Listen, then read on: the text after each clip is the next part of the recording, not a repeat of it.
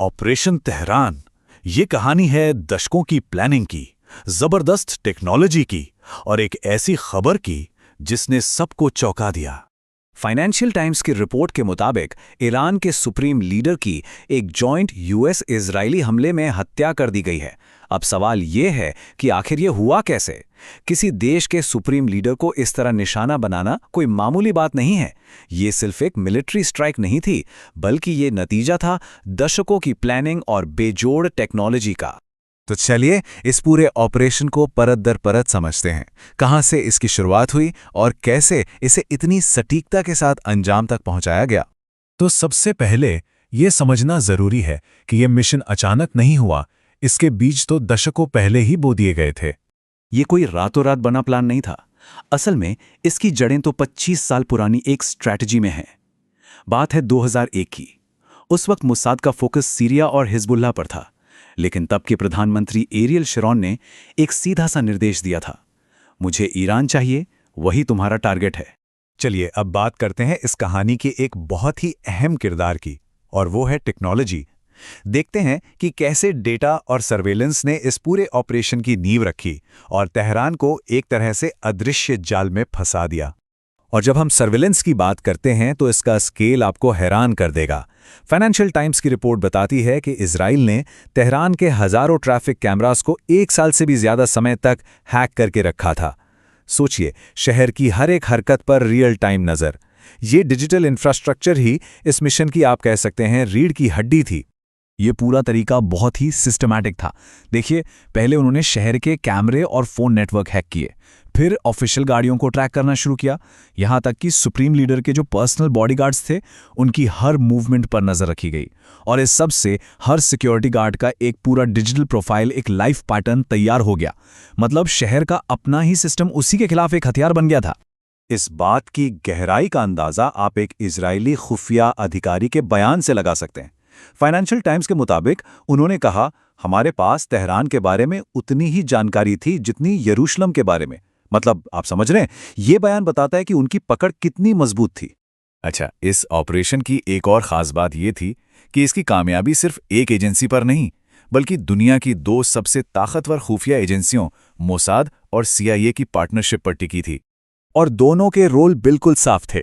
Mossad का काम था टेक्निकल सर्वेलेंस, यानी टेक्नोलॉजी के जरिए हर मूवमेंट पर नजर रखना। वहीं CIA ने ह्यूमन इंटेलिजेंस का काम किया, मतलब वो अंदर का आदमी दिया जिसने उस हाई प्रोफाइल मीटिंग की खबर पक्की की। सीधे शब्दों में कहें तो टेक्नोलॉजी ने बताया क्या हो रहा है और इंसानी जासूसी ने बताया क्यों हो रहा है। तो अब हम पहुंचते हैं उस क्रूशियल इंटेलिजेंस पर जिसने इस ऑपरेशन के फाइनल फेज को, इसके आखिरी और सबसे निर्णायक हिस्से को ट्रिगर किया।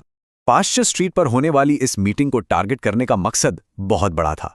निशाना सिर्फ सुप्रीम लीडर नहीं थे। असल में प्लान ये था कि एक ही झटके में ईरान की पूरी टॉप लीडरशिप को खत्म कर दिया जाए। ये एक हाई रिस्क हाई रिवॉर्ड वाला दांव था। और फाइनल कंफर्मेशन के लिए कई अलग अलग सोर्सेस से मिली जानकारी को एक साथ जोड़ा गया। टॉप अधिकारियों के बॉडीगार्ड्स और ड्राइवर्स को पाश्चर स्ट्रीट तक ट्रैक किया गया। एक खास ट्रैफिक कैमरा था जिसका एंगल सीधा कंपाउंड पर था। हैक किए हुए फोन से रियल टाइम मूवमेंट का डेटा भी मिल रहा था। और इजरायली मिलिट्री के रूल के मुताबिक इस सारी जानकारी को कम से कम 2 अलग अलग सोर्सेस से वेरीफाई किया गया ताकि कोई गलती की गुंजाइश ही न रहे। तो अब तक थी सालों की तैयारी, और अब बात करते हैं उन आखिरी कुछ पलों की जब इस पूरे ऑपरेशन को अंजाम दिया गया। यहां से कहानी की रफ्तार तेज हो जाती है। सोचिए, सालों तक सब्र के साथ खुफिया जानकारी जुटाई गई और फाइनल अटैक वो हुआ बिजली की तेजी से। जैसे ही सारे टारगेट मीटिंग में पहुंचे, ठीक 60 सेकंड के अंदर स्ट्राइक कर दिया गया। यह दिखाता है कि एक्शन कितना तेज और सटीक था। इस हमले के लिए स्पैरो नाम की एक बेहद एडवांस्ड मिसाइल का इस्तेमाल हुआ। यह अपने आप में एक टेक्नोलॉजिकल चमत्कार है।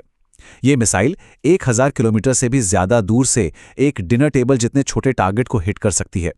और सबसे बड़ी बात, ये ईरान के एयर डिफेंस सिस्टम को भी चकमा देने में कामयाब रही, जिसने इसे लगभग अनस्टॉपेबल बना दिया।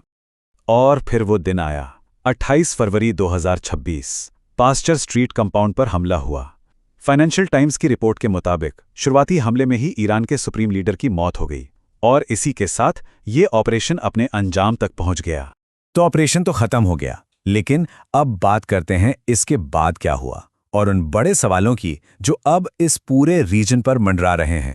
घटनाएं बहुत तेजी से हुईं। 28 फरवरी को हमला हुआ और अगले ही दिन 1 मार्च को फाइनेंशियल टाइम्स ने इसे कंफर्म कर दिया। अब की स्थिति यह है कि दोनों तरफ से संघर्ष जारी रखने की बातें हो रही हैं। ईरान ने बदला लेने की कसम खाई है, जो एक बहुत ही अनिश्चित भविष्य की तरफ इशारा कर रहा है। तो आखिर में हम एक बहुत बड़े सवाल पर आके रुक जाते हैं। 25 साल का एक मिशन तो पूरा हो गया, लेकिन क्या इस हमले से वो मकसद हासिल हुआ जो सोचा गया था, या फिर इसने एक और बड़े और ज्यादा खतरनाक संघर्ष की आग को भड़का दिया है?